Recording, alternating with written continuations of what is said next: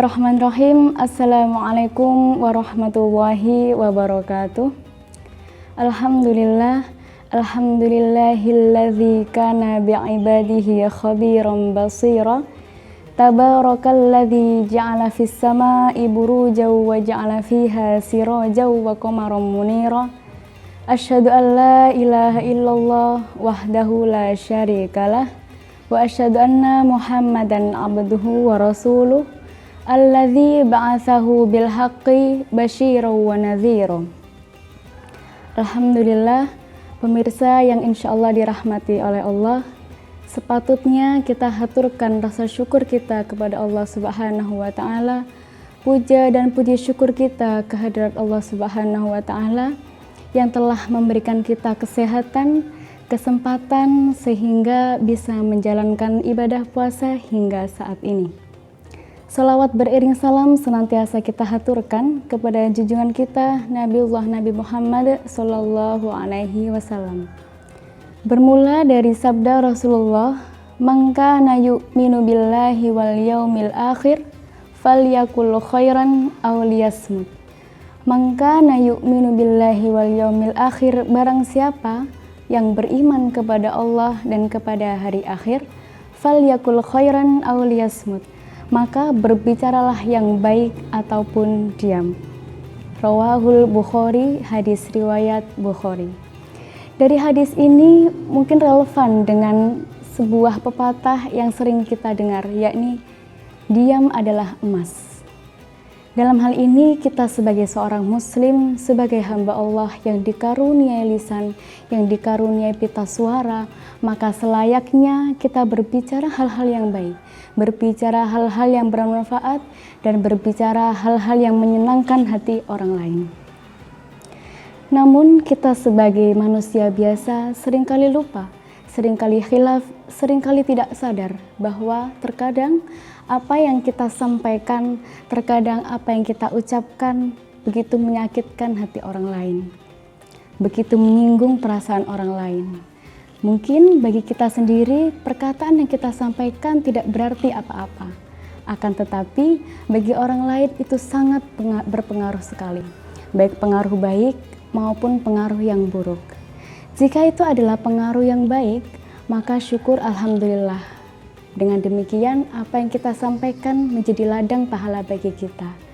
Namun sebaliknya, jika apa yang kita sampaikan memberikan pengaruh dan dampak yang buruk bagi orang lain, summa na'udzubillahi min dzalik, maka selayaknya kita bertaubat dan memohon ampun kepada Allah Subhanahu wa taala. Kembali kita ingat pepatah Arab yang mengatakan, usratul qadam aslamu min usratil lisan. Tergelincirnya atau terpelesetnya kaki atau terpelesetnya kita saat berjalan lebih baik, lebih aman, lebih selamat daripada tergelincirnya lisan. Dalam pepatah ini begitu menunjukkan sekali bahwa jika kita tidak berhati-hati dalam menjaga lisan kita, maka lisan ini akan menjadi malapetaka, baik bagi kita sendiri, bagi dunia dan akhirat kita, begitupun juga dengan orang lain. Dengan demikian, perlu kita saling mengingatkan bahwa sesama seorang muslim selayaknya kita berbicara yang baik-baik saja. Jika berbicara baik dan berbicara buruk, sama-sama menggunakan dengan suara yang lantang, dengan mengeluarkan suara, dengan mengeluarkan energi dan tenaga, mengapa kita tidak berbicara yang baik-baik saja? Dengan berbicara yang baik, tenaga yang kita keluarkan, suara yang kita keluarkan, suara yang diperdengarkan kepada orang lain akan berbuah pahala dan menjadi ladang amal kita. Dari sini terdapat satu sabda Rasulullah yang cukup memotivasi kita untuk dicintai oleh Allah Subhanahu wa taala hanya dengan 2 kalimat. Rasulullah Shallallahu alaihi wasallam bersabda, "Kalimatani khafifatani 'alal lisani, tsaqilatani fil mizani, habibatani ilar rahmani, subhanallahi wa bihamdih, subhanallahil azim." Muttafaqun alaih. Kalimatani, terdapat 2 kalimat, khafifatani, yang mana 2 kalimat ini ringan, alal lisani ketika diucapkan oleh lisan. Sakilatani, dua kalimat ini adalah kalimat yang berat. Fil mizani, di dalam timbangan hisab nanti. Habibatani, yang dua kalimat ini pula adalah kalimat yang dicintai ilar rahmani, oleh Allah Subhanahu wa ta'ala. Kalimat apakah itu? Yakni subhanallah wa bihamdi subhanallahil azim. Kalimat subhanallah wa bihamdi subhanallahil azim. Dari hadis ini kita dapat melihat bahwasanya untuk menjadi hamba yang dicintai oleh Allah, untuk menjadi hamba yang memanfaatkan karunia lisan ini, maka cukup dengan dua kalimat saja.